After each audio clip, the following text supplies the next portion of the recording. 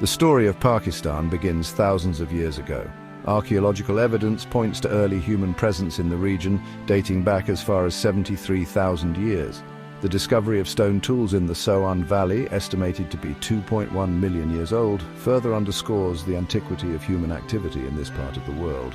Around 7000 BCE, early settlements began to emerge, marking a significant step in human development. One such settlement, Mehrgarh, stands as a testament to the ingenuity of these early inhabitants. Mehrgarh is considered one of the oldest urban centers in human history, offering a glimpse into the dawn of civilization.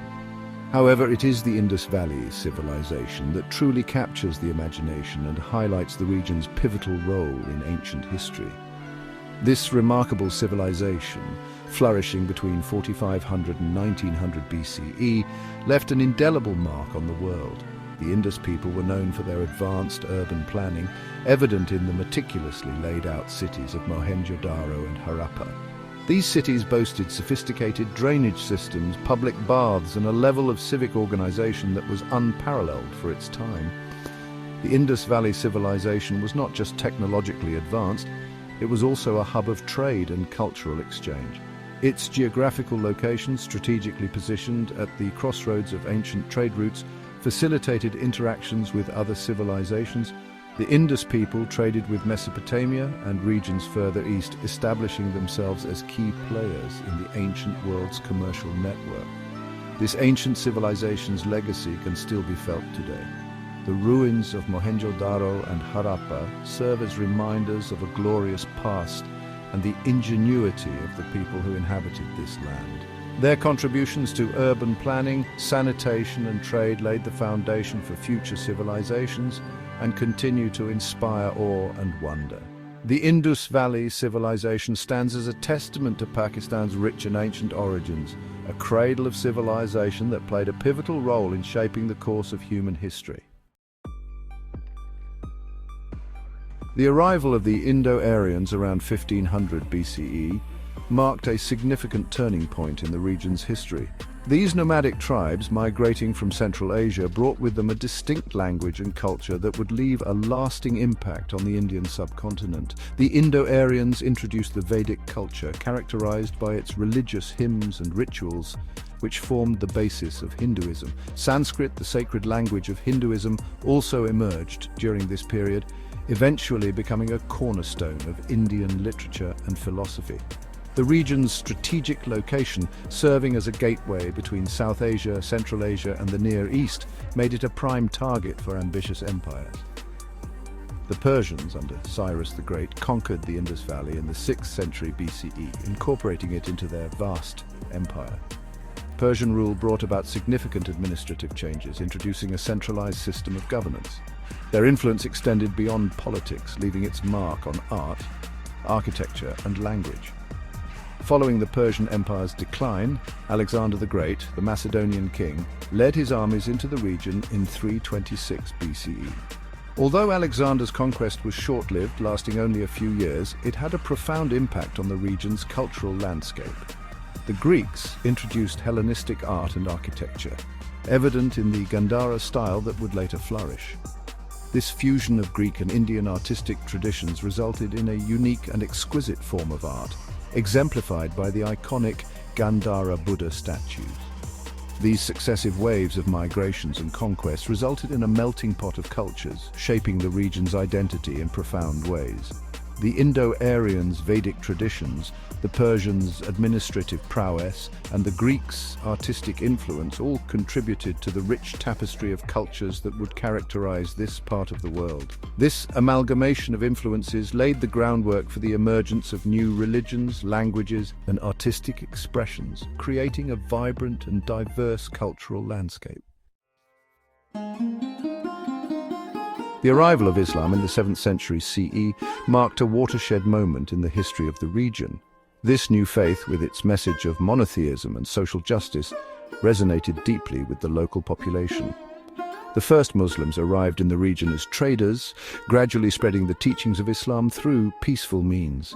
The conquest of Sind by Muhammad bin Qasim in 712 CE marked the formal establishment of Muslim rule in the region. The spread of Islam was not merely a political or military conquest, it was a transformative force that reshaped the region's social, cultural, and religious landscape. Islam became the dominant faith, influencing every aspect of life, from law and governance to art, architecture, and literature. Mosques and madrasas, or Islamic schools, sprang up across the land, becoming centers of learning and spiritual guidance.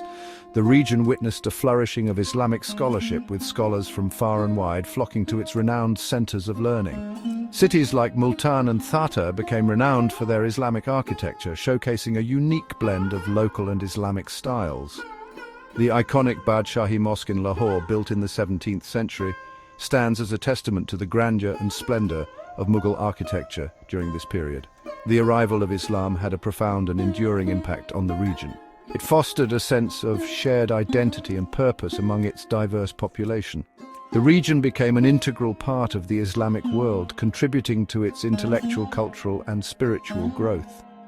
This shared faith and cultural heritage would later play a significant role in shaping the movement for an independent Pakistan.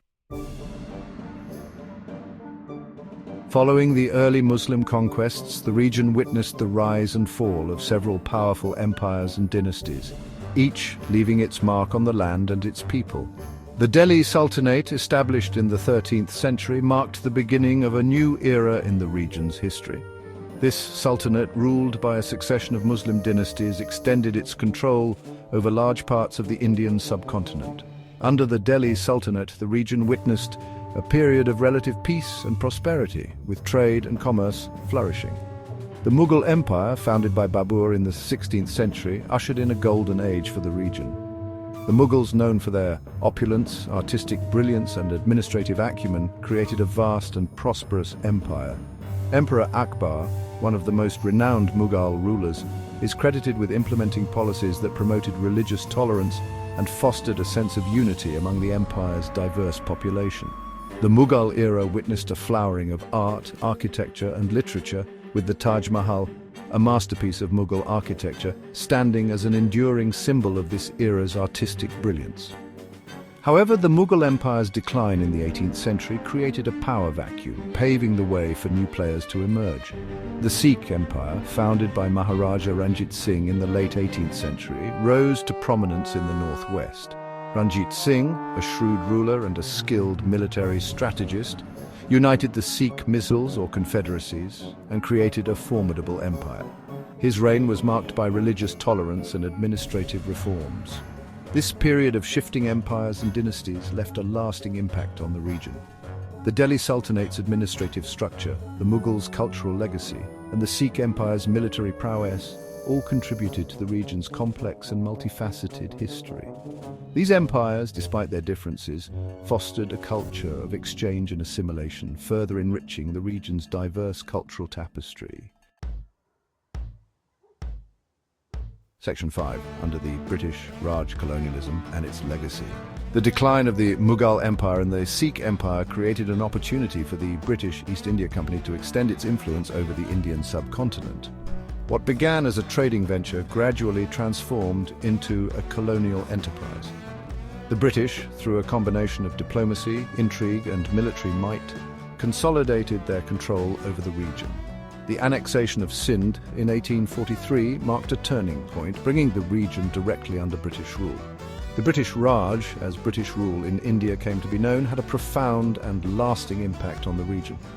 The British introduced new systems of administration, education, and law, transforming the social, political, and economic landscape. They developed infrastructure, including railways and irrigation canals, to facilitate trade and commerce.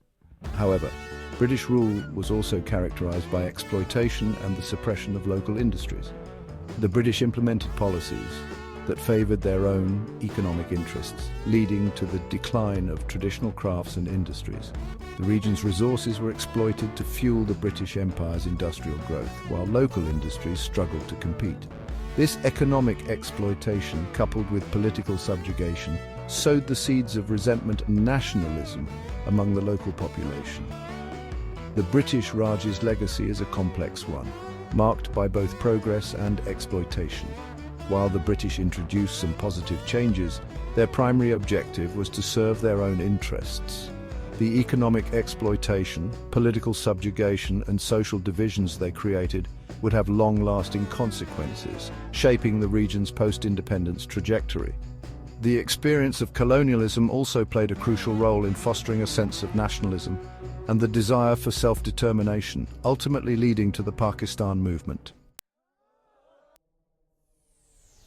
The late 19th and early 20th centuries witnessed the rise of nationalist movements across the Indian subcontinent. The Indian National Congress, founded in 1885, initially advocated for greater autonomy within the British Empire, but later demanded complete independence. However, the Muslim community, constituting a significant minority within British India, harbored concerns about their future in a Hindu-majority independent India. The Muslim League, founded in 1906, emerged as the leading voice of Muslim nationalism. Under the leadership of Muhammad Ali Jinnah, a charismatic lawyer and politician, the Muslim League demanded a separate Muslim state, arguing that the religious, cultural, and political differences between Hindus and Muslims were too vast to be accommodated within a single nation. The partition of British India in 1947, a tumultuous and bloody affair, led to the creation of two independent states, India and Pakistan. Pakistan, comprising two geographically separate regions, West Pakistan and East Pakistan, faced numerous challenges at its inception. The partition triggered one of the largest mass migrations in human history, with millions of Hindus and Muslims crossing newly drawn borders, often amidst communal violence. The birth of Pakistan was a momentous occasion, marking the culmination of years of struggle and sacrifice. Muhammad Ali Jinnah, revered as Quaid-e-Azam, or Great Leader, became the first Governor-General of Pakistan. However, the new nation inherited a host of problems, including the integration of diverse linguistic groups, the establishment of a stable government, and the resolution of territorial disputes with India. The seeds of future conflicts, particularly the Kashmir dispute, were sown during this tumultuous period. Pakistan's early years were marked by political instability and the challenge of governing a nation divided by thousands of miles. East Pakistan, despite having a larger population, felt marginalized by the West Pakistani political and economic elite. The imposition of Urdu as the sole national language, despite Bengali being the lingua franca of East Pakistan, further alienated the Bengali population. The Awami League, a political party advocating for East Pakistan's autonomy, gained immense popularity under the leadership of Sheikh Mujibur Rahman. The Awami League's landslide victory in the 1970 general elections, which was supposed to be the first under a democratic framework, was met with resistance from the West Pakistani establishment. The Pakistani military's brutal crackdown on Bengali civilians in East Pakistan in 1971 triggered a mass exodus of refugees into neighboring India. India's intervention in the conflict, siding with the Bengali nationalists, led to the defeat of Pakistani forces and the creation of Bangladesh as an independent nation. The 1971 war was a traumatic experience for Pakistan, resulting in the loss of its eastern wing and a humiliating military defeat. The war also exposed the deep-seated ethnic and political divisions that plagued the newly formed nation. The creation of Bangladesh marked a turning point in South Asian history, redrawing the political map of the region and highlighting the dangers of ethnic and regional tensions. Pakistan's post-independence journey has been a tumultuous one, marked by periods of both military rule and democratic transitions. The country has witnessed several military coups, with generals seizing power, citing political instability and corruption as justifications. These periods of military rule have often been characterized by authoritarianism, human rights violations, and a curtailment of civil liberties. Despite these challenges, Pakistan has also made significant strides in various fields. The country has developed a robust agricultural sector, becoming a major exporter of textiles, rice, and cotton. Pakistan has also made significant progress in the fields of science and technology, developing a nuclear weapons program in response to India's nuclear capabilities.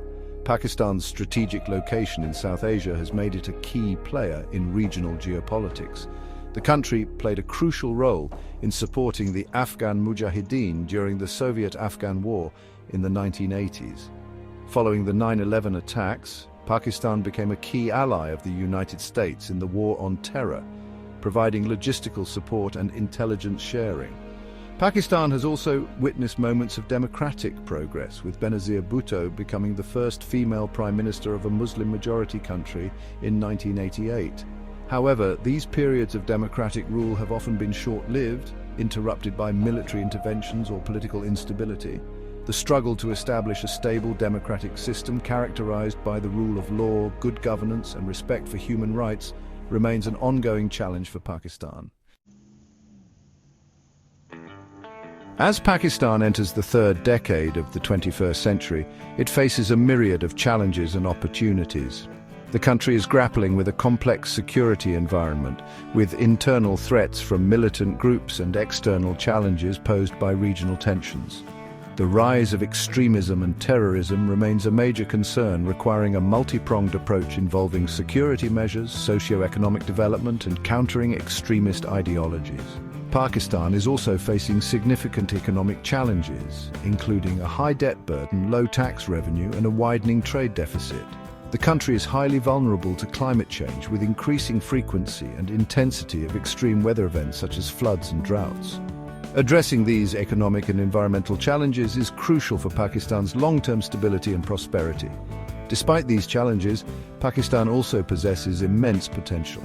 The country has a young and vibrant population, a strategic location, and a growing middle class. Harnessing this potential requires good governance, sound economic policies, and investments in education, healthcare, and infrastructure. Pakistan stands at a crossroads, facing both significant challenges and opportunities. Addressing these challenges and realizing its potential requires a concerted effort from its leaders, institutions, and citizens. The path ahead will require navigating complex geopolitical realities, fostering inclusive economic growth, strengthening democratic institutions, and addressing social inequalities. The choices Pakistan makes in the coming years will determine its trajectory and its place in the world.